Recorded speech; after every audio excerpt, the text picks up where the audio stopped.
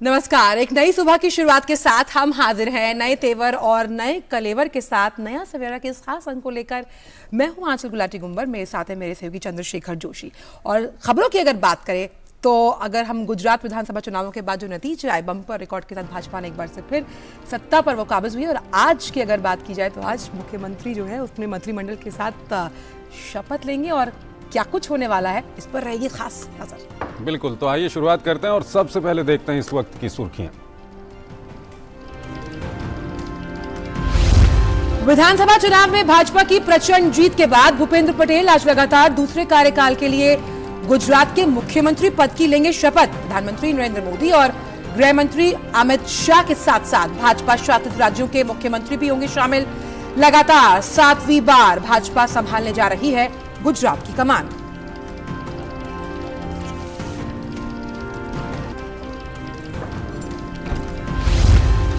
संसद का शीतकालीन सत्र जारी। लोकसभा में समुद्री डकैती रोधी विधेयक 2019 पर होगा विचार। वहीं राज्यसभा में ऊर्जा संरक्षण संशोधन विधेयक 2022 पर आगे की चर्चा है सूचीबद्ध। राज्यसभा में केंद्रीय मंत्री अर्जुन मुंडा अनुसूचित जनजाति संबंधी संशोधित संविधान आदेश विधेयक 2022 को पारित कराने के लिए सदन के पटल पर रखेंगे।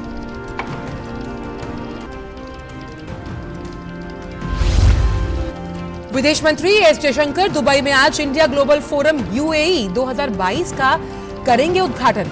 5 दिनों तक चलने वाले इस कार्यक्रम में भारत, यूएई समेत दुनिया भर की प्रमुख राजनीतिक, व्यापारिक और सांस्कृतिक हस्तियां होंगी शामिल। अफगान सीमा बलों ने पाकिस्तान के बलूचिस्तान प्रांत में की गोलीबारी। पाकिस्तान के सीमा बलों ने की जवाबी कार्रवाई। गोलीबारी में 6 पाकिस्तानी नागरिक मारे गए और 17 अन्य घायल हो गए।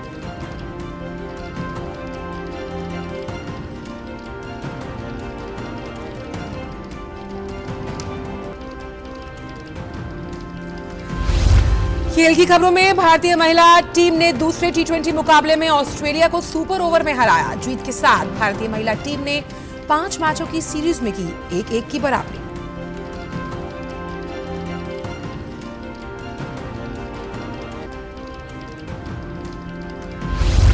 भारतीय महिला हॉकी टीम ने FIH नेशंस कप में जीत के साथ की अपने अभियान की शुरुआत। पहले मुकाबले में चिली को 3-1 से दी मात। दूसरे मैच में भारत और जापान के बीच होगा मुकाबला।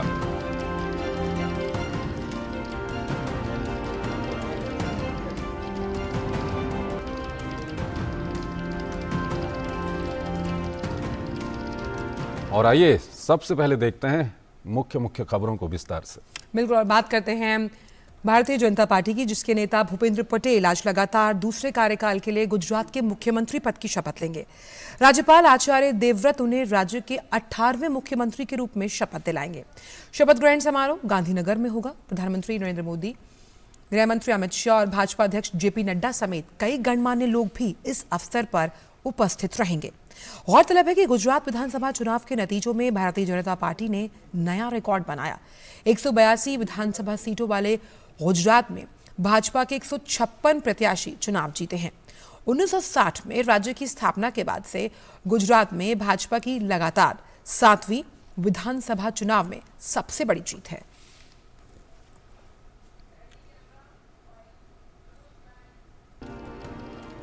गुजरात विधानसभा चुनाव में भाजपा की प्रचंड जीत के बाद अहमदाबाद पहुंचने पर प्रधानमंत्री नरेंद्र मोदी का जोरदार स्वागत किया गया।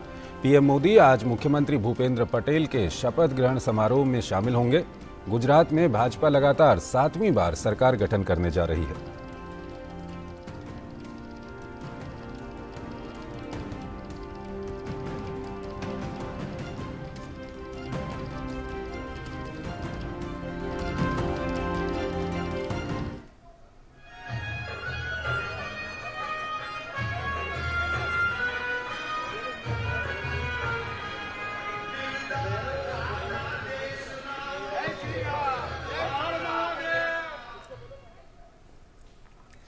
प्रधानमंत्री ने कल गोवा में एक अत्याधुनिक एयरपोर्ट की शुरुआत की। मोपा अंतर्राष्ट्रीय एयरपोर्ट की आधारशिला नवंबर 2016 में प्रधानमंत्री नरेंद्र मोदी ने ही रखी थी और आज खुद पीएम मोदी ने ही इसकी शुरुआत भी की है। 2870 करोड़ रुपए की लागत से बना ये एयरपोर्ट आधुनिक तकनीक से लैस है। देखते हैं इस खास रिपोर्ट। विकास की उड़ान में देश को नई ऊंचाई पर ले जा रहे प्रधानमंत्री नरेंद्र मोदी ने गोवा को अत्याधुनिक अंतर्राष्ट्रीय हवाई अड्डे की सौगात दी। मोपा अंतर्राष्ट्रीय हवाई अड्डे की आधारशिला नवंबर 2016 में खुद प्रधानमंत्री ने ही रखी थी। देश भर में विश्व स्तरीय बुनियादी ढांचा और परिवहन सुविधाएं प्रदान करने की दिशा में इसे बड़ा कदम माना जा रहा है। प्रधानमंत्री मोदी ने आम जन के लिए विकास का सफर आगे बढ़ाते रहने की प्रतिबद्धता दोहराई। मनोहर इंटरनेशनल एयरपोर्ट आज देश के इंफ्रास्ट्रक्चर को लेकर बदली हुई सरकारी सोच और अप्रोच का भी प्रमाण है। 2014 से पहले सरकारों का जो रवैया था, उस वजह से हवाई यात्रा एक लग्जरी के रूप में स्थापित हो गई थी। एयरपोर्ट्स के विकास के लिए उतना पैसा ही नहीं खर्च किया गया। इसका नतीजा ये हुआ कि देश में एयर ट्रैवल से जुड़े इतना बड़ा पोटेंशियल होने के बावजूद भी हम उसमें पीछे रह गए, हम उसे टैप नहीं कर पाए। अब देश विकास की आधुनिक सोच के साथ काम कर रहा है, तो हम इनके नतीजे भी देख रहे हैं। लगभग 2,870 करोड़ रुपए की लागत से विकसित ये हवाई अड्डा कई वजहों से खास है। इसमें दुनिया के सबसे बड़े विमानों को संभालने में सक्षम रनवे, विमानों के लिए रात की पार्किंग सुविधा के साथ साथ 14 पार्किंग बे, सेल्फ बैगेज ड्रॉप सुविधाएं, अत्याधुनिक और आत्मनिर्भर हवाई नेविगेशन बुनियादी ढांचा जैसी सुविधाएं शामिल हैं। स्थायी बुनियादी ढांचे की थीम पर तैयार इस हवाई अड्डे की विशेषताओं में ऊर्जा संयंत्र, हरित भवन, रनवे पर LED लाइटें, वर्षा जल संचय, रिसाइकलिंग सुविधाओं के साथ अत्याधुनिक सीवेज उपचार संयंत्र भी शामिल हैं। प्रधानमंत्री मोदी ने नागर विमानन क्षेत्र में अपनी सरकार द्वारा किए गए कार्यों का जिक्र किया। सभी प्रयासों की वजह से आज भारत दुनिया का तीसरा सबसे बड़ा एविएशन मार्केट बन चुका है। उड़ान योजना ने जिस तरह देश के मध्यम वर्ग के सपनों को पूरा किया है, वो तो वाकई किसी यूनिवर्सिटी के लिए, एकेडमिक वर्ल्ड के लिए अध्ययन का विषय है। यह हवाई अड्डा पहले चरण में हर साल लगभग 44 लाख यात्रियों को सुविधा प्रदान करेगा। बाद में इसकी क्षमता को बढ़ाकर 33 मिलियन यात्री प्रतिवर्ष तय किया जा सकेगा। मोपा हवाई अड्डा राज्य के सामाजिक आर्थिक विकास को बढ़ावा देने और पर्यटन उद्योग की जरूरतों को पूरा करने में बहुत काम आएगा। इसमें प्रमुख लॉजिस्टिक हब के रूप में सेवा प्रदान करने की भी क्षमता है। 2014 में गोवा ने विकास का डबल इंजन लगाया। हमने फिर से सारी प्रक्रियाएं तेजी से पूरी की। अभी यहां साल में करीब 40 लाख यात्रियों को हैंडल करने की सुविधा है। आने वाले समय में ये क्षमता 3.5 करोड़ तक पहुंच सकती है। इस एयरपोर्ट से निश्चित रूप से पर्यटन को बहुत लाभ होगा। 2 एयरपोर्ट होने से कार्गो हब के रूप में भी गोवा के लिए संभावनाएं बहुत बढ़ गई हैं। सुविधाओं के साथ साथ निर्माण और साज सज्जा की दृष्टि से मोपा अंतर्राष्ट्रीय हवाई अड्डा बहुत खास है। इसमें व्यापक रूप से अजुलेजोस टाइलों का उपयोग किया गया है, जो गोवा के मूल उत्पाद हैं। इनमें बड़े फूड कोर्ट सहित कई भाग गोवा की संस्कृति को बड़े अच्छे ढंग से प्रतिबिंबित करती हैं। स्थानीय कला और कौशल को बढ़ावा देने के लिए इसमें क्यूरेटेड पिस्तू बाजार के लिए एक निर्दिष्ट क्षेत्र भी है। वहाँ स्थानीय कारीगरों और शिल्पकारों को अपने माल का प्रदर्शन और विपणन करने के लिए प्रोत्साहित किया जाएगा। तापस भट्टाचार्य, DD न्यूज, गोवा। लोकसभा में आज एंटी मैरीटाइम पायरेसी बिल 2019 पर आगे की चर्चा होगी। वहीं राज्यसभा में ऊर्जा संरक्षण संशोधन विधेयक 2022 पर आगे की चर्चा होगी।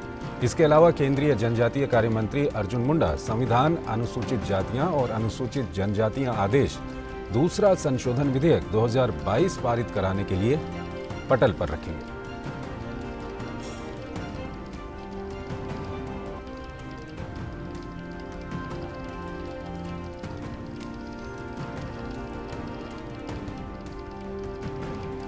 और संसद की कार्रवाई पर बात करने के लिए हमारे साथ हमारे संवाददाता शैलेंद्र मिश्रा जुड़े हुए हैं। शैलेंद्र, सुप्रभात आपको। तो आज कई ऐसे अहम विधायी कार्य हैं जो सूचीबद्ध हैं।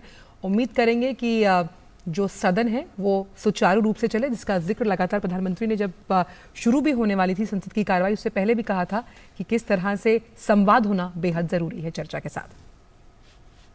सुप्रभात आंचल, हमने देखा जब पिछले हफ्ते में 3 दिन जो संसद की कार्रवाई चली उसमें सुचारू रूप से कामकाज हुआ और विधायी कामकाज भी आगे बढ़ा। कई अहम विधेयक पेश किए गए, उस पर इस हफ्ते हम देख रहे हैं कि चर्चा सूचीबद्ध है। शैलेंद्र, आपका ऑडियो थोड़ा सा टेक्निकल दिक्कत है, लगता है आप जहां पर खड़े हैं वहां पर कुछ नेटवर्क की समस्या हो सकती है। फिर एक बार हम आपसे बातचीत करने की कोशिश करेंगे और फिलहाल आपको बता दें कि आज का जो संसद का सत्र है काफ़ी महत्वपूर्ण है। शैलेंद्र मिश्रा हमारे साथ बने हुए हैं, उनसे हम लगातार बातचीत करने की कोशिश कर रहे हैं।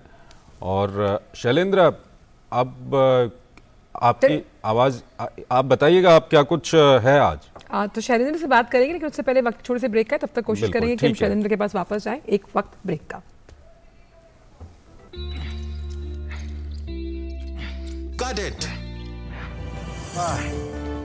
सोचिए, अगर असल जिंदगी में ऐसी हालत हो तो कितनी मुश्किलें होती हैं, लेकिन शुक्र है बैंकिंग के लिए नहीं।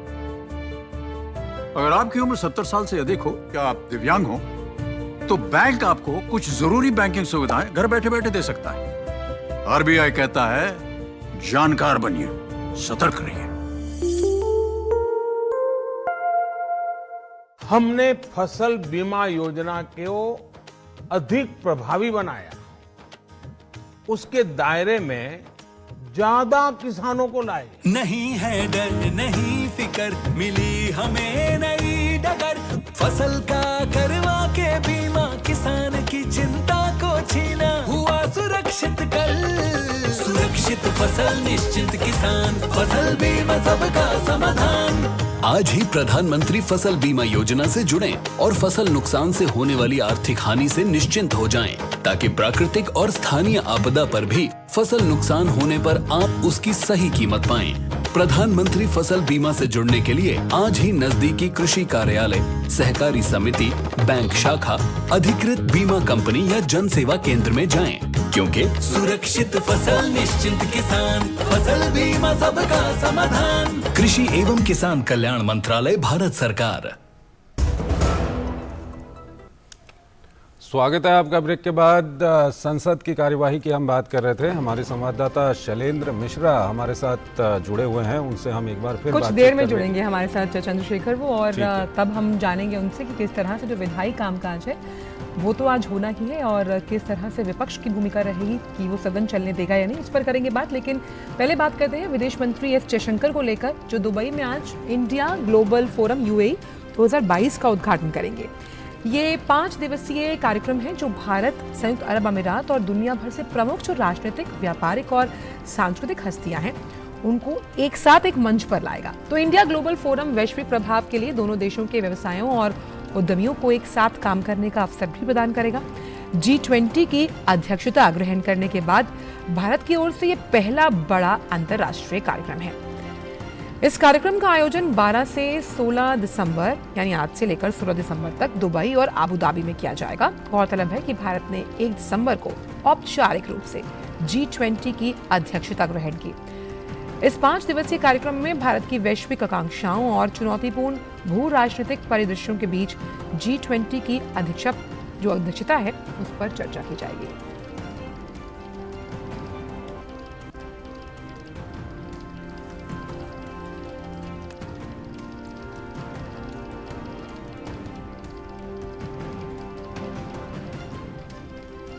केंद्रीय सूचना एवं प्रसारण व खेल और युवा मामलों के मंत्री अनुराग सिंह ठाकुर ने कल गुरुग्राम स्थित ब्रह्म कुमारी ईश्वरीय विश्वविद्यालय के 21वें वार्षिक ओम शांति रिट्रीट सेंटर के वार्षिक उत्सव में भाग लिया।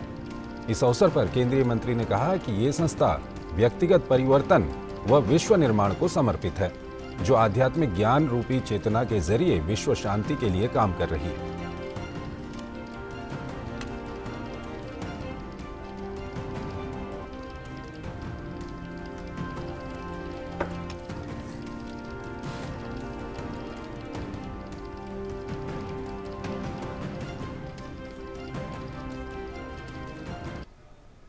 ऐसा आध्यात्मिक संस्थान है जो व्यक्तिगत परिवर्तन और विश्व नव निर्माण के लिए समर्पित है।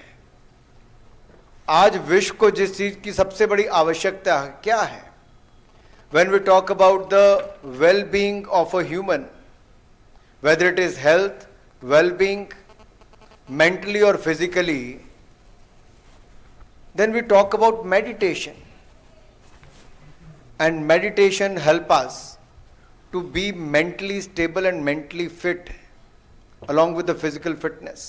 ब्रह्म कुमारी व्यक्ति को भौतिक से आध्यात्मिक दिशा में ले जाने के लिए बहुत बड़ा परिवर्तन भी करती है और इसके लिए प्रेरित भी करती है और इससे शांति की गहरी सामूहिक चेतना और व्यक्तिगत गरिमा के निर्माण करने में हर एक आत्मा को मदद मिलती है।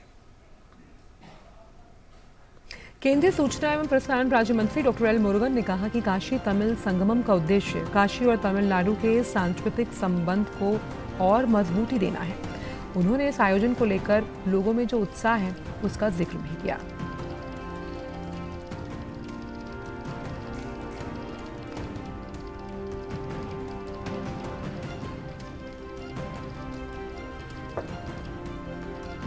और आइए अब खबरें देखते हैं G20 के आयोजन से जुड़ी हुई।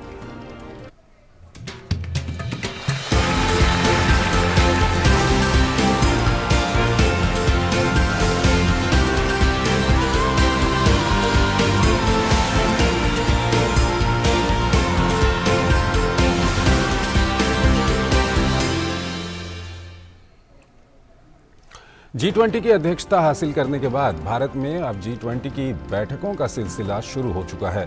कल से बेंगलुरु में फाइनेंस ट्रैक की बैठक होगी, जिसमें G20 के लिए तय किए गए एजेंडा पर होने वाले खर्च के लिए पैसा जुटाने पर चर्चा होगी। बीते दिनों उदयपुर में हुई शेरपा की बैठक के बाद अब फाइनेंस ट्रैक के तहत G20 देश वैश्विक स्तर पर 21वीं सदी की आर्थिक चुनौतियों का हल खोजते नजर आएंगे। उदयपुर में G20 देशों की शेरपा ट्रैक की बैठक की शानदार शुरुआत के बाद अब सभी की निगाहें बेंगलुरु में 13 दिसंबर से शुरू होने वाले फाइनेंस ट्रैक की बैठक पर है। समझने वाली बात यह है कि फाइनेंस ट्रैक में दुनिया के सामने आर्थिक चुनौतियों के साथ जुड़े मुद्दों पर चर्चा की जाती है। साथ ही शेरपा ट्रैक में जिन मुद्दों पर चर्चा की गई है उसके लिए पैसा कहां से आएगा, इसकी चर्चा भी फाइनेंस ट्रैक में की जानी है। गौरतलब है कि G20 के फाइनेंस ट्रैक में 8 वर्किंग ग्रुप है। फाइनेंस ट्रैक के तहत G20 देश वैश्विक स्तर पर 21वीं सदी की आर्थिक चुनौतियों का हल खोजते नजर आएंगे। चर्चा की इस अहम कड़ी में वैश्विक आर्थिक परिदृश्य पर चर्चा, लंबे समय तक उपलब्ध रहने वाले फाइनेंस, अंतर्राष्ट्रीय वित्तीय ढांचा, बुनियादी ढांचे का विकास और उसका वित्त प्रबंधन, दुनिया में स्वास्थ्य की स्थिति, अंतर्राष्ट्रीय टैक्सेशन और वित्तीय समावेशन के लिए वैश्विक सहयोग जैसे मुद्दे शामिल रहने वाले हैं। और सबसे अहम मुद्दा है वित्तीय क्षेत्र के जुड़े मुद्दे, जिस पर G20 देशों के वित्त मंत्री और केंद्रीय बैंक के गवर्नर वैश्विक वित्तीय व्यवस्था को मजबूत बनाने, जोखिम प्रबंधन में सुधार करने, अंतर्राष्ट्रीय पेमेंट सिस्टम को सुधारने, क्रिप्टो एसेट से जुड़े जोखिम और उस पर नीतियों में सामंजस्य बिठाने जैसे मुद्दों पर चर्चा करेंगे। G20 वैश्विक आर्थिक चर्चाओं और अंतर्राष्ट्रीय नीति सहयोग के लिए एक अत्यधिक प्रभावी मंच प्रदान करता है। G20 के सदस्यों के अलावा हमने कई अन्य देशों और अंतर्राष्ट्रीय संगठनों को भी आमंत्रित किया है। इस वर्ष के लिए एक प्रमुख वैश्विक आर्थिक समूह का संचालन करने का अवसर ऐसे दौर में मिला है जब भारत सबसे तेजी से बढ़ती हुई बड़ी अर्थव्यवस्था है। उम्मीद की जा रही है कि भारत की अध्यक्षता में G20 की फाइनेंस ट्रैक की बैठक में अंतर्राष्ट्रीय वित्तीय संस्थानों के पुनर्गठन के साथ साथ कई देशों में कर्ज की बिगड़ती स्थिति पर भी चर्चा की जाएगी। साथ ही वित्तीय समावेशन और उत्पादकता को बढ़ावा देने के लिए भी विमर्श किया जाना है। माननीय प्रधानमंत्री जी ने बाली G20 शिखर सम्मेलन में अपने संबोधन में ये कहा था कि आज इस बात की ज़रूरत है कि विकास के लाभ सार्वभौमिक और सर्वसमावेशी हैं। वित्त मंत्रालय ने G20 वित्त ट्रैक एजेंडा में इस विचार को आत्मसात कर लिया है। माननीय वित्त मंत्री और माननीय गवर्नर RBI भारत की G20 अध्यक्षता के तहत वित्त ट्रैक का नेतृत्व करेंगे। बैठक के साथ ही 21वीं सदी में वैश्विक चुनौतियों से निपटने के लिए बहुआयामी विकास बैंकों को मजबूत करने विषय पर पैनल डिस्कशन और ग्रीन फाइनेंसिंग में केंद्रीय बैंक की भूमिका पर सेमिनार का आयोजन भी किया गया है। G20 के फाइनेंस ट्रैक में चर्चा किए गए मुद्दों पर G20 के अंतिम प्रारूप में जगह दी जाएगी और इसलिए सभी देश 13 दिसंबर मंगलवार से बेंगलुरु में शुरू होने वाले फाइनेंस ट्रैक में वैश्विक मुद्दों की पड़ताल की शुरुआत करने जा रहे हैं। Ajay Mishra, DD news, Delhi. प्रधानमंत्री नरेंद्र मोदी का नारा सबका साथ और सबका विकास आकांक्षी जिला गिरिडीह में सत्य साबित हो रहा है। केंद्र सरकार की योजनाओं से लाभान्वित होने के बाद जिले के तेलोडी पंचायत के ग्रामीणों के जीवन स्तर में सुधार आया। तेलोडी पंचायत से हमारे संवाददाता की देखिए ये खास रिपोर्ट।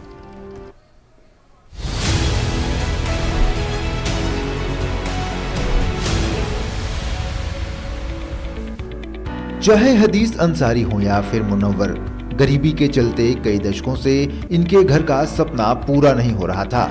ये परिवार मिट्टी के घर में रहते थे और बरसात में इनका जीवन नरकीय हो जाता था। लेकिन प्रधानमंत्री आवास और शौचालय से लेकर उज्ज्वला और मुफ्त राशन तक की योजना ने इन सबों की जिंदगी बदल दी है।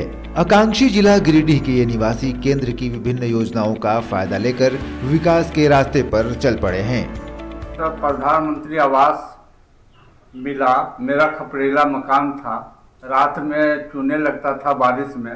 हम लोग प्रधानमंत्री की इस योजना से शौचालय भी हो गया और सिलेंडर गैस भी मिला है। प्रधानमंत्री की योजना से हम काफ़ी खुश हैं कि हम लोग को लिविंग ऑफ स्टैंडर्ड अच्छा हो गया।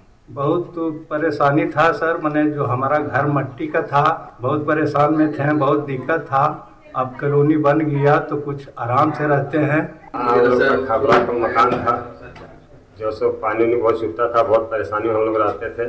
सरकार जो सब मैंने हम लोग का दिया, कॉलोनी तो बनाए हम लोग मिलजुल के और मेहनत करके, किसान लोग हम लोग थोड़ा मेहनत किए तो फिर हम लोग बना के मन की बहुत अच्छी से रह रहे हैं, बहुत खुशहाल है, उसका धन्यवाद। घर टूटा हुआ था, घर में अच्छा नहीं था, जब सरकार दिया अच्छा तो रह रहे हैं। घर में पानी में चू रहा था, धसल घर में थे, दिया भी आराम से रह रहे हैं। सरकार दिया तो कॉलोनी दिया है, गैस भी दिया है और राशन कार्ड भी दिया है, शौचालय भी दिया है और राशन भी 2 बार मिलता है। सरकार का धन्यवाद। तेलोडीह पंचायत के मुखिया सबीर आलम का कहना है कि केंद्र सरकार की महत्वाकांक्षी योजनाओं ने गरीबों की तकदीर और तस्वीर दोनों बदल दी है। उनके पंचायत के 450 गरीब लोगों को आवास, शौचालय, राशन कार्ड, गैस सिलेंडर और जन वितरण प्रणाली के माध्यम से अनाज मिल रहा है। हमारे पंचायत तेलोडी जो कि प्रखंड गिरिडीह और जिला गिरिडीह के अंतर्गत आता है, इस पंचायत में हमने लगभग 450 आवास का लगभग स्वीकृति कराया है, जिसमें लगभग 380 आवास पूर्ण हो चुके हैं और लगभग 60-70 आवास का कार्य प्रगति पर है। हमने सरकार की सभी महत्वाकांक्षी योजनाओं को जो है अंतिम पायदान में खड़े व्यक्ति तक पहुंचाने का कार्य किया है। आकांक्षी जिला गिरिडीह में केंद्र सरकार की योजनाओं ने गरीबों के जीवन स्तर को काफी उठाया है। जिन लोगों के लिए पक्का मकान एक सपना था, वो सपना अब पूरा हो चुका है। आकांक्षी जिला गिरिडीह में केंद्र की विकास योजनाएं वरदान साबित हो रही हैं। Bureau report, DD news.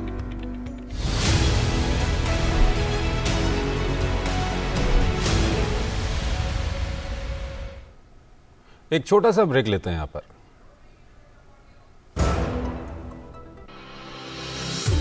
अगले 1 साल में हमारा प्रयत्न रहेगा कि G20 नए विचारों की परिकल्पना के लिए और सामूहिक एक्शन को गति देने के लिए एक ग्लोबल प्राइम मूवर की तरह काम करे। G20 के नेतृत्व से अब भारत करेगा वसुधैव कुटुंबकम को साकार। इसके हैं कई पहलू, जैसे डिजिटल ट्रांसफॉर्मेशन, लाइफ जैसी नई पहल, इंक्लूसिव ग्रोथ, महिलाओं के नेतृत्व में विकास। G20 की बैठकें होंगी भारत के विभिन्न शहरों और राज्यों में, ताकि हमारी अद्भुत विविधता और समृद्ध परंपरा का मिले भरपूर अनुभव। लोकतंत्र की जननी भारत करेगा G20 की मेजबानी। तो आइए इसे बनाएं वैश्विक बदलाव की शुरुआत। वसुधैव कुटुंबकम, एक पृथ्वी, एक कुटुंब, एक भविष्य। REC unleashes the potential of energy. REC funds energy. Funding that catalyzes. Funding that inspires. Funding that transforms. For sustainability and reliability. For investment and development. Adding value every day in every way. This is what our energy is. This is REC.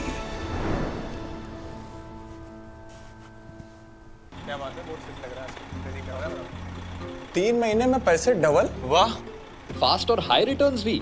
क्या scheme है? कल तो नहीं थी यहाँ। और कल होगा भी नहीं। तूने कभी 5 ओवर में डबल सेंचुरी मारी है? ऐसे स्कीम के बहकावे में आके हम धोखा खा सकते हैं। और RBI कहता है अपना पैसा सुरक्षित रखो और समझदारी से निवेश करो। अगर ज्यादा रिटर्न के पीछे भागोगे तो रिस्क भी उतना ही उठाओगे। और फास्ट रिटर्न से बच के। और फास्ट बॉलिंग से भी। RBI कहता है जानकार बनिए, सतर्क रहिए। ब्रेक के बाद सभी का स्वागत है और आइए अब आपको दिखाते हैं दुनिया भर की कुछ खास खबरें।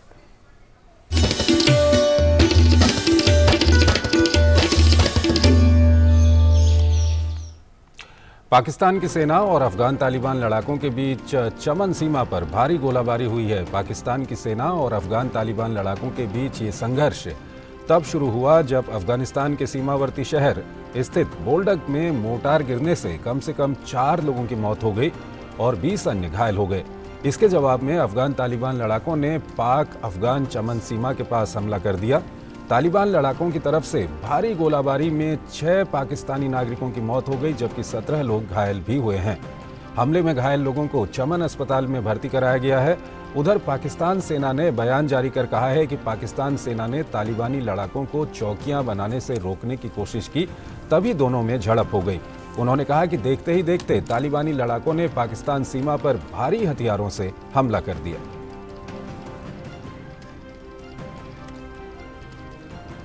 रूस के कब्जे वाले मेलिटोपोल शहर पर यूक्रेनी सेना के हमले की खबर है। हमले में 2 लोग मारे गए। अक्टूबर में रूस को क्रीमिया से जोड़ने वाले पुल पर हमला होने के बाद से रूसी सेना यूक्रेन की बिजली व्यवस्था पर लगातार हमले कर रही है। भीषण ठंड और बर्फबारी वाले मौसम में बिजली गुल होना जानलेवा साबित हो रहा है। नॉर्वे ने $10 करोड़ की बिजली उपकरणों की मदद यूक्रेन भेजी। अन्य यूरोपीय देशों ने भी करोड़ों डॉलर के बिजली उपकरण यूक्रेन भेजे ताकि विद्युत व्यवस्था जल्द बहाल हो पाए।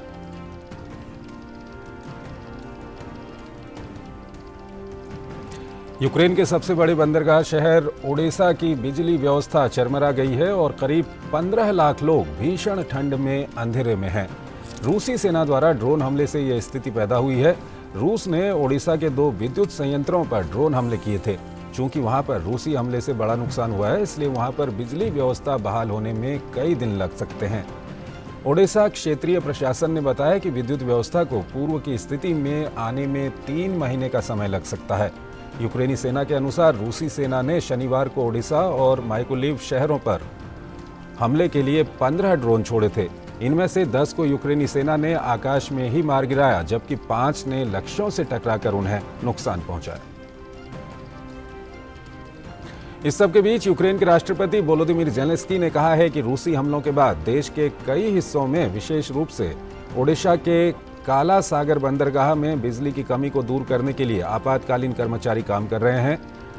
राष्ट्रपति ज़ेलेंस्की ने ओडिशा की स्थिति को बेहद खराब बताते हुए कहा कि यूक्रेन में इसके अलावा राजधानी कीव और पश्चिमी यूक्रेन में 4 क्षेत्रों में भी बिजली की समस्या है। उन्होंने कहा कि लोगों के लिए जल्द से जल्द बिजली की व्यवस्था बहाल करने के लिए काम निरंतर जारी है।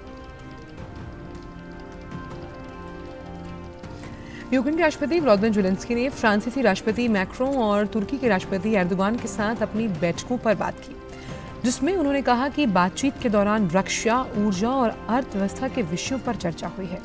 इसके अलावा यूक्रेनी राष्ट्रपति ने कहा कि यूक्रेन से अनाज के विस्तार पर उनके और एर्दोगान के बीच समझौते किए गए। ज़ेलेंस्की ने साथ ही रूस के खिलाफ दुनिया के विभिन्न देशों से मदद की भी अपील की है। अमेरिकी राष्ट्रपति जो बाइडेन ने बताया है कि उन्होंने रविवार को यूक्रेनी राष्ट्रपति ज़ेलेंस्की से बात की है। बाइडेन ने इस दौरान बताया कि ज़ेलेंस्की ने रूस द्वारा यूक्रेन में आक्रमण करने के बाद से वॉशिंगटन द्वारा यूक्रेन को दी गई अभूतपूर्व मदद के लिए अमेरिका को धन्यवाद कहा है। एक टेलीग्राम संदेश में यूक्रेनी राष्ट्रपति ने कहा कि मैं अमेरिका द्वारा यूक्रेन को प्रदान की जाने वाली अभूतपूर्व रक्षा और वित्तीय सहायता के लिए धन्यवाद देता हूं। खबर मेक्सिको से, जहां स्वतंत्रता स्मारक एंजल ऑफ इंडिपेंडेंस को रविवार को लाल रंग के जाल से ढक दिया गया। मेक्सिको में हिंसा, गुमशुदगी, नारीवाद और मानव तस्करी की निंदा करने के लिए कार्यकर्ताओं ने ऐसा कदम उठाया। ये कार्यक्रम हेलोस कलेक्टिव द्वारा आयोजित किया गया है, जिसमें हिंसा के शिकार लोग और लापता लोगों के रिश्तेदार शामिल हैं। कार्यकर्ताओं ने लाल फाइबर से जाल की बुनाई की और स्मारक की सीढ़ियों को इससे ढक दिया।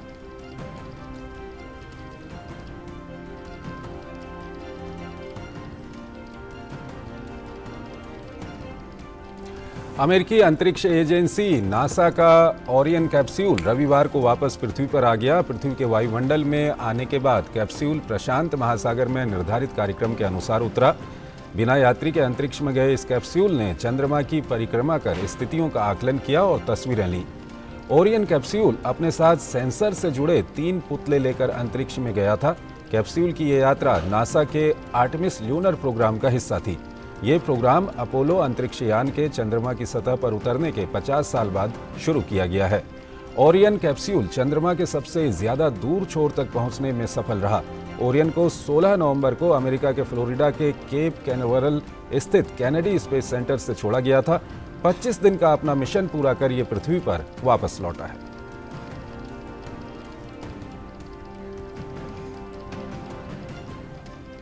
और अब बात कारोबार की।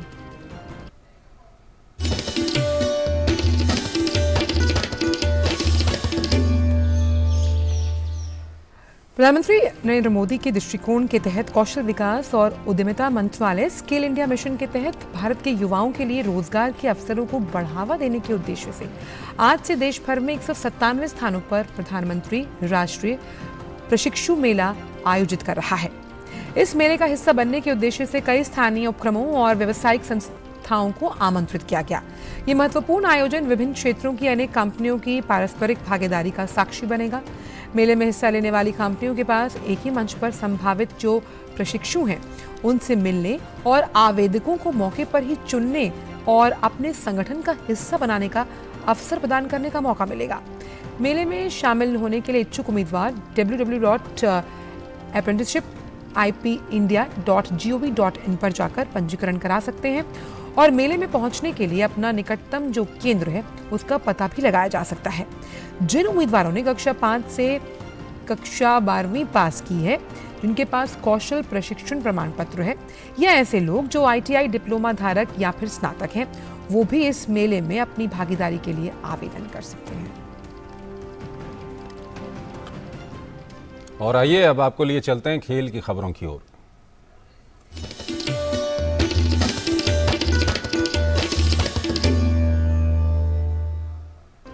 भारतीय महिला क्रिकेट टीम ने 5 मैचों की T20 सीरीज के दूसरे मुकाबले में ऑस्ट्रेलिया को सुपर ओवर में हरा दिया।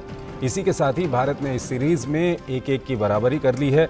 ऑस्ट्रेलिया ने टॉस हारकर पहले बल्लेबाजी करते हुए 20 ओवर में 1 विकेट के नुकसान पर 187 रन बनाए थे। जवाब में लक्ष्य का पीछा करने उतरी भारतीय महिला टीम ने निर्धारित 20 ओवर में 187 रन बनाकर मैच को सुपर ओवर में पहुंचा दिया। मुंबई के DY स्टेडियम में खेले गए रोमांचक मुकाबले का नतीजा सुपर ओवर में आया। भारतीय टीम ने 6 गेंदों पर 20 रन बनाए थे, जबकि सुपर ओवर में ऑस्ट्रेलिया 16 रन ही बना पाई और मैच गंवा दिया।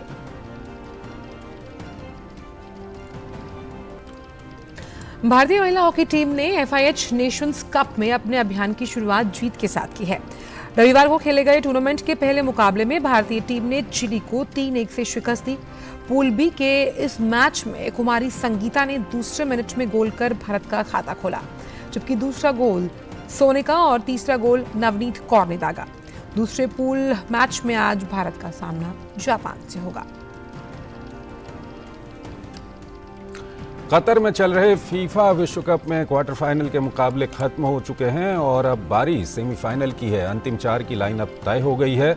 ब्राजील, नीदरलैंड्स, इंग्लैंड और पुर्तगाल जैसी दिग्गज टीमों का सफर समाप्त हो चुका है। वहीं पिछली बार की विजेता फ्रांस, उपविजेता क्रोएशिया, खिताब की दावेदार अर्जेंटीना और सभी को चौंकाते हुए मोरक्को ने सेमीफाइनल में जगह बना ली है।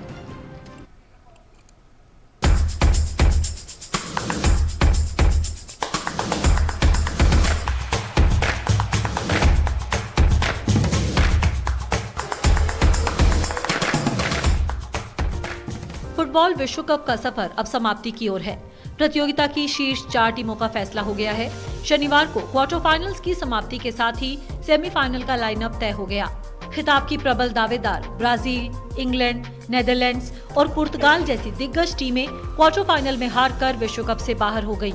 वहीं मोरक्को ने सभी को चौंकाते हुए सेमीफाइनल में स्थान बनाकर इतिहास रच दिया। मोरक्को पहला अफ्रीकी देश है जो विश्व कप के सेमीफाइनल में पहुंचा है।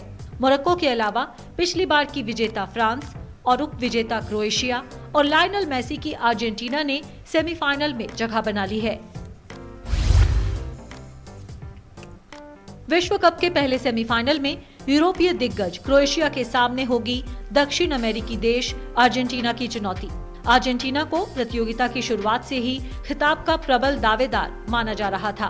पहले मैच में सऊदी अरब के खिलाफ मिली हार ने मेसी एंड कंपनी के साथ साथ पूरी दुनिया को चौंका दिया।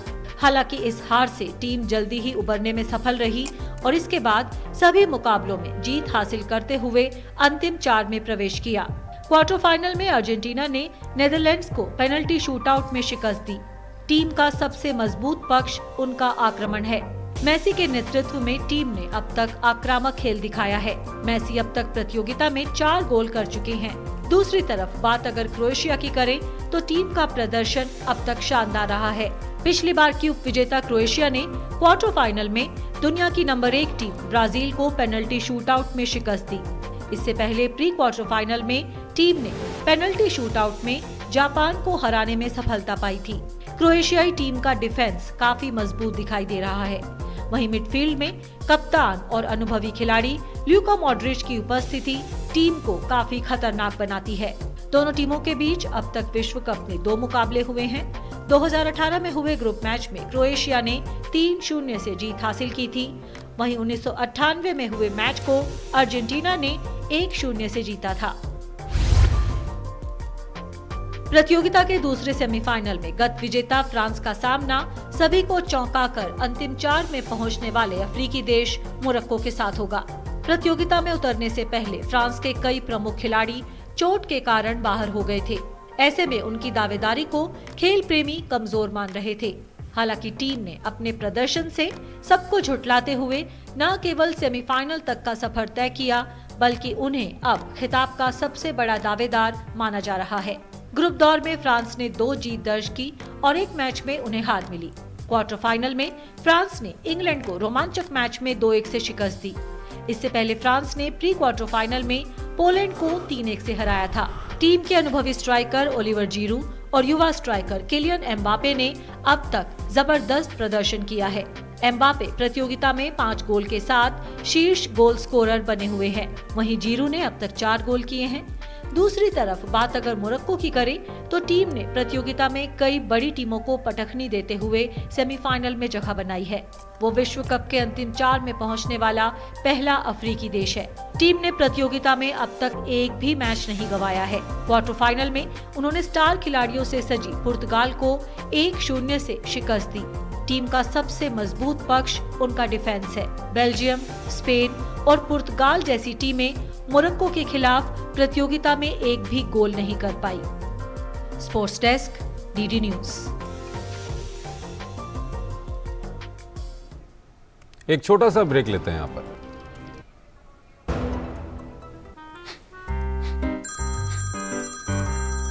KYC अपडेट करना है, नहीं तो अकाउंट और ATM कार्ड ब्लॉक हो जाएगा। सावधान सावधान। 2.5 करोड़ का इनाम मुझे। देखिए, अनजाने कॉल्स, फर्जी ईमेल्स, लिंक्स और जाली ऐप से अपना पिन, OTP, पासवर्ड कभी भी किसी के साथ शेयर न करें। आप रहेंगे सावधान तो नहीं होगा नुकसान। RBI कहता है, जानकार बनिए, सतर्क रहिए।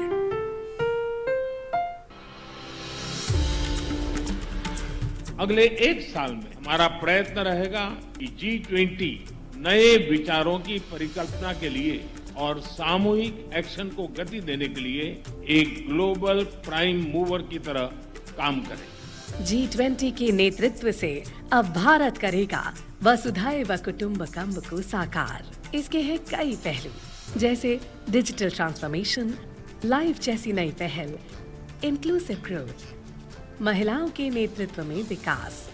G20 की बैठकें होंगी भारत के विभिन्न शहरों और राज्यों में, ताकि हमारी अद्भुत विविधता और समृद्ध परंपरा का मिले भरपूर अनुभव। G20 भारत की अध्यक्षता लाएगी नई सोच और सबके प्रयास से सबके विकास में वृद्धि।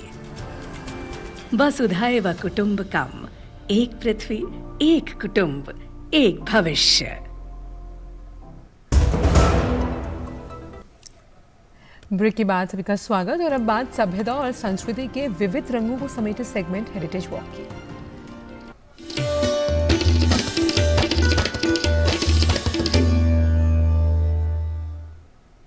तो हेरिटेज वॉक में आज हम आपको लेकर चलेंगे तमिलनाडु के बृहदेश्वर मंदिर।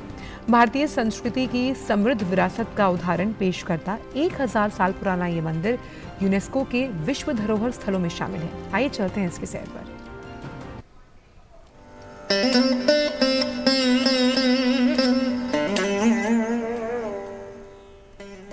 यह है तमिलनाडु के तंजौर में स्थित बृहदेश्वर मंदिर। ये एक प्राचीन मंदिर है जिसे राजा चोल प्रथम ने 1010 ईस्वी में बनवाया था। बृहदेश्वर भगवान शिव को समर्पित एक प्रमुख मंदिर है, जिसमें नृत्य की मुद्रा में उनकी मूर्ति स्थित है, जिसको नटराज कहा जाता है। मंदिर को पेरिया कोविल और राजेश्वर मंदिर के नाम से भी जाना जाता है। लगभग 1000 साल पुराना यह मंदिर यूनेस्को के विश्व धरोहर स्थलों में शामिल है। बृहदेश्वर मंदिर अपने असाधारण ऐतिहासिक और सांस्कृतिक मूल्यों की वजह से काफी मशहूर है।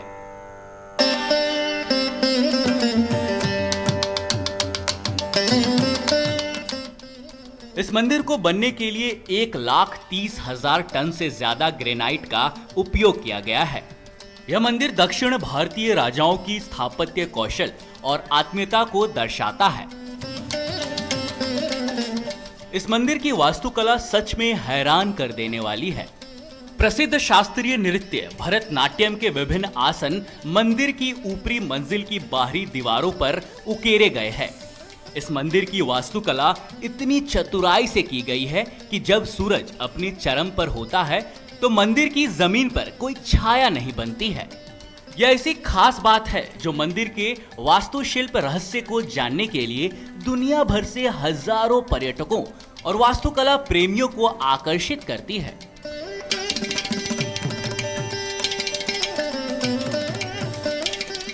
यह मंदिर एक शानदार वास्तुशिल्प निर्माण है। यहाँ की संरचना पर्यटकों को अपनी ओर खींचने का एक प्रमुख कारण भी है। Bureau report, DD news.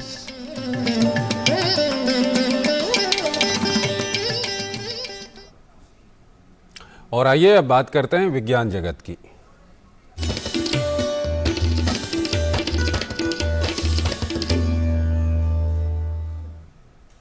Science hub के आज के अंक में हम जानेंगे चेन्नई के नए प्लास्टिक रिसाइकलिंग सेंटर के बारे में, जो समुद्र में प्लास्टिक प्रदूषण के स्तर को कम करने की बात करता है। ये सेंटर गार्नियर कंपनी से स्पॉन्सर्ड है। ये है दक्षिण भारत के शहर चेन्नई का एक नया प्लास्टिक रिसाइकलिंग सेंटर, जो कि समुद्र से जुड़े प्लास्टिक प्रदूषण के भयानक स्तर को कम करने की बात कर रहा है। साथ ही ये हजारों स्थानीय समुदाय के गरीब लोगों की मदद भी करेगा। प्लास्टिक फॉर चेंज का कहना है कि उनका सिस्टम कॉर्पोरेट ग्राहकों के लिए एक विश्वसनीय और प्रमाणित रिसाइक्ल्ड प्लास्टिक की एक श्रृंखला बनाता है, जबकि सबसे गरीब स्थानीय लोगों को भी रिसाइकलिंग के लिए प्लास्टिक कचरा बेचकर अपनी जीविका कमाने का मौका देता है और उस कचरे को समुद्र को प्रदूषित करने से भी बचाएगा। गार्नियर स्पॉन्सर्ड इस सेंटर के कर्मचारी प्लास्टिक को उसकी गुणवत्ता के आधार पर अलग अलग ग्रेड में बांटते हैं और फिर इसे वापस उन दानों में संसाधित कर देते हैं जिनकी निर्माताओं को नए प्लास्टिक उत्पाद बनाने में जरूरत होती है। So what we're doing is we're working with हम भारत में इनफॉर्मल वेस्ट इकोनॉमी के साथ काम करने की कोशिश में हैं। लगभग 4 मिलियन लोग ऐसे हैं जो यहाँ के अनौपचारिक क्षेत्र की रिसाइकलिंग सप्लाई चेन में फेंके गए प्लास्टिक को उठाने के लिए जिम्मेदार हैं। वो इसे रद्दी की दुकानों में बेच देते हैं, जिसके बाद वो हमसे ऐप पर खरीद की बात करते हैं और हम इसे कारखाने ले आते हैं। where the plastic is sorted into basic levels. Bharat में चल रहा ये प्रयोग यहाँ के इनफॉर्मल सेक्टर, प्लास्टिक इंडस्ट्री और गरीब तबके के लोगों के लिए एक सराहनीय कदम है। साथ ही ये समुद्र को प्लास्टिक के कचरे से बचाने के लिए भी लाभकारी साबित होगा। Bureau report, TD news. और अब बात है खूबसूरत पहल की।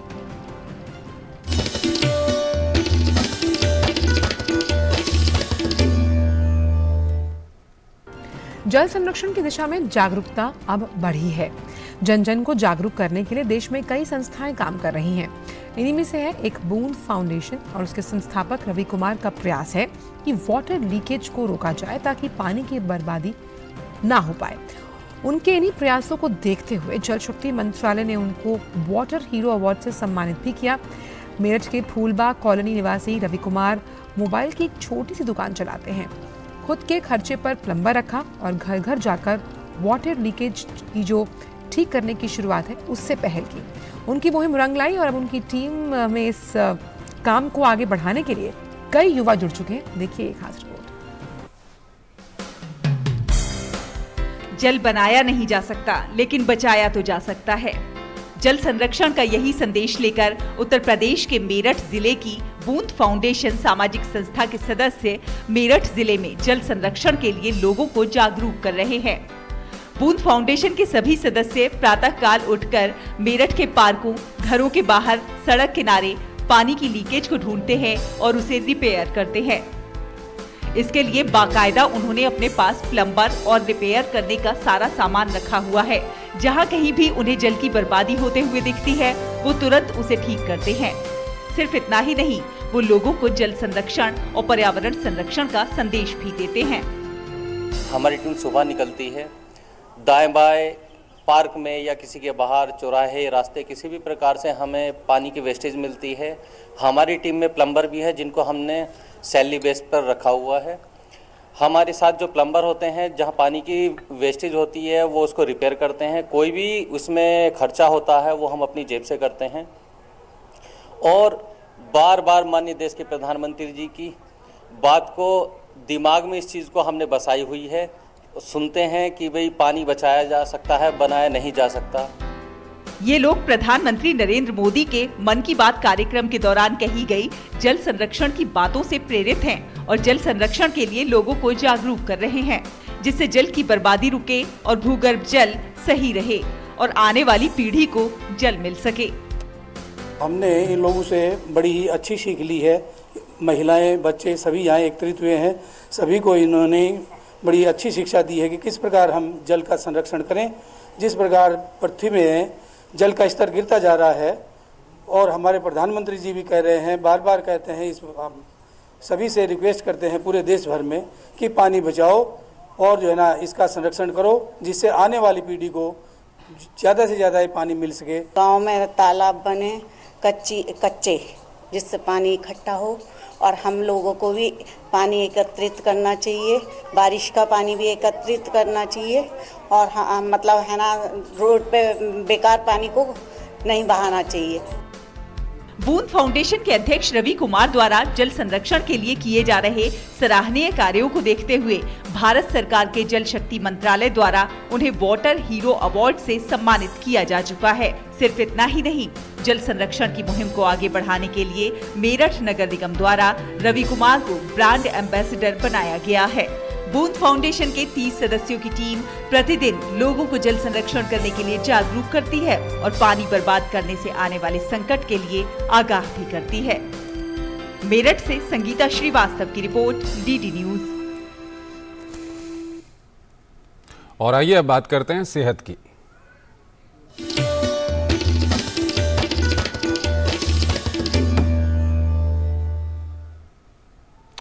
बदलते मौसम का असर बच्चों पर तुरंत होने की संभावना होती है। सर्दियों में बच्चों को बीमारियों से बचाने के लिए क्या करना होगा, आइए इस रिपोर्ट में जानते हैं।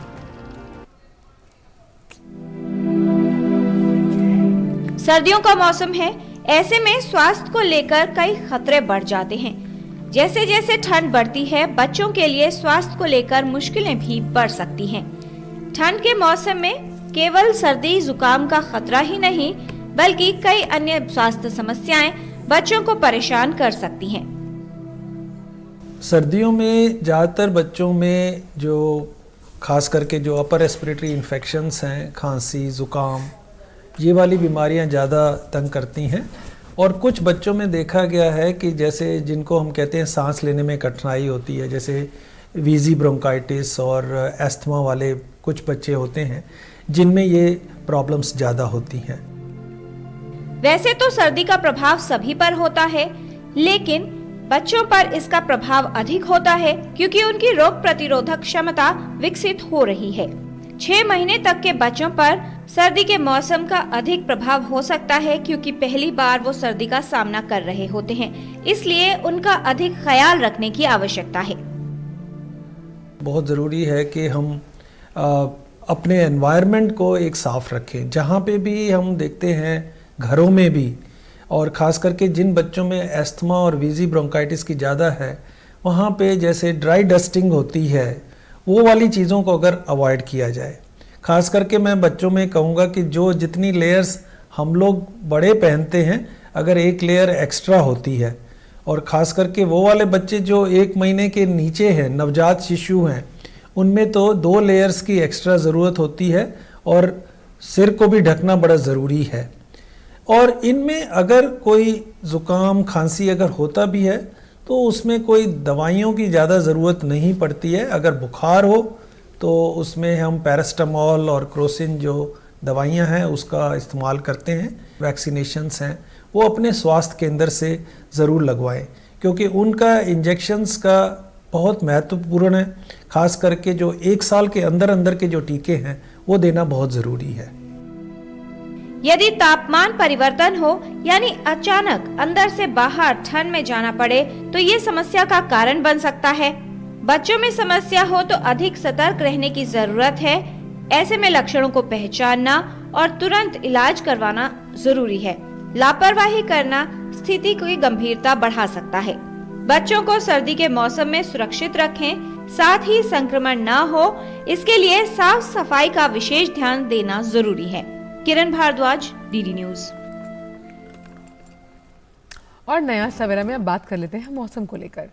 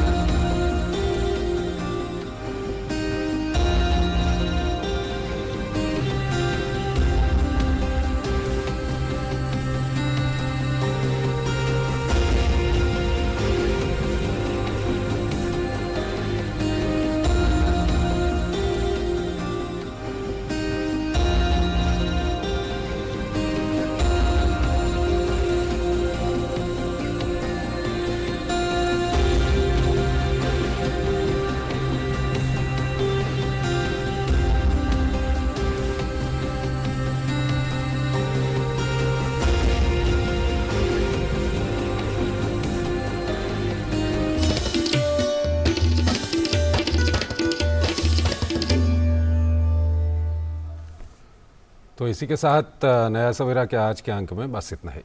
और आज थलाइवा यानी रजनीकांत का 72वां जन्मदिन है। रजनीकांत वो स्टार हैं जिनकी फिल्मों से ज्यादा चर्चे उनके लिए फैंस की दीवानगी है और उनका स्टाइल अपने आप में आइकॉनिक है। पूरी साउथ इंडिया में रजनीकांत की फिल्में रिलीज होना किसी त्योहार से कम नहीं। आपको छोड़ जाते हैं उन पर फिल्माए गए कुछ सदाबहार गीतों के साथ। आप इनका आनंद लीजिए, हमें दीजिए इजाजत। नमस्कार।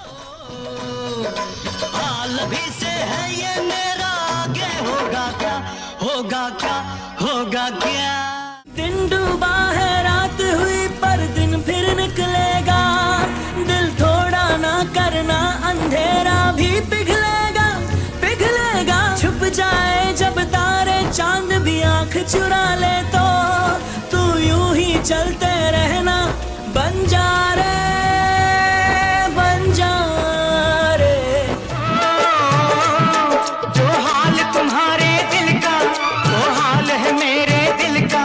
जो हाल तुम्हारे दिल का वो हाल है मेरे दिल का। मेरे सपनों में भी आए तुम्हारी चूड़ियां। रातों को तड़पाए तुम्हारी चूड़ियां।